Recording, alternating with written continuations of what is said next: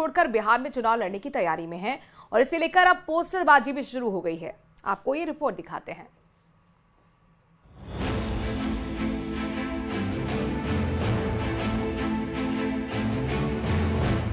चिराग पासवान चुनाव लड़ें और किसी आरक्षित सीट से नहीं बल्कि एक सामान्य सीट से चुनाव लड़ें, ये फैसला लिया गया एलजेपी रामविलास की कार्यकारिणी की बैठक में।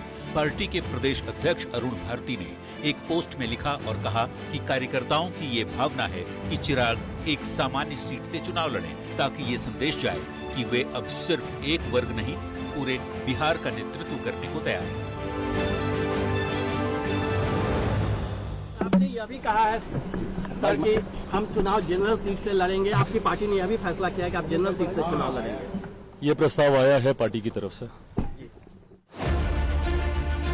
इस ऐलान के बाद एलजेपी-आरवी की तरफ से पोस्टर भी जारी कर दिया गया। पटना में चिराग के समर्थन में कई पोस्टर लगाए गए हैं, जिसमें चिराग से शेखपुरा सीट से चुनाव लड़ने की अपील की गई है। चिराग की पार्टी की इस भावना को बीजेपी ने उनका आपसी मामला बताया है।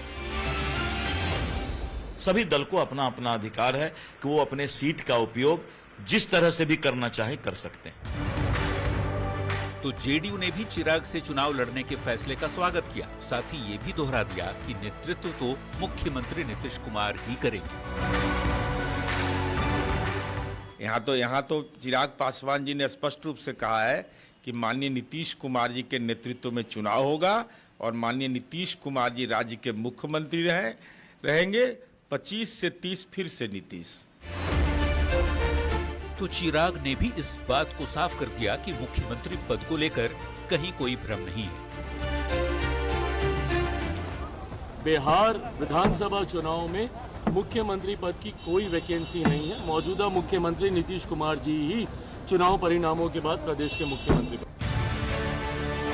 बिहार की राजनीति में आइडेंटिटी पॉलिटिक्स काफी प्रभावी रही है। नेता अपनी जाति और समाज के नाम पर राजनीति करते रहे हैं। ऐसे में बिहार में अब चिराग पासवान अपनी जाति की पहचान से बाहर निकलना चाहते हैं और खुद को बिहार के नेता के रूप में स्थापित करना चाहते हैं, जो उनके लिए एक बड़ा चैलेंज भी होने वाला है। पटना से संवाददाता विनीता मिश्रा के साथ ब्यूरो रिपोर्ट, न्यूज़ 18।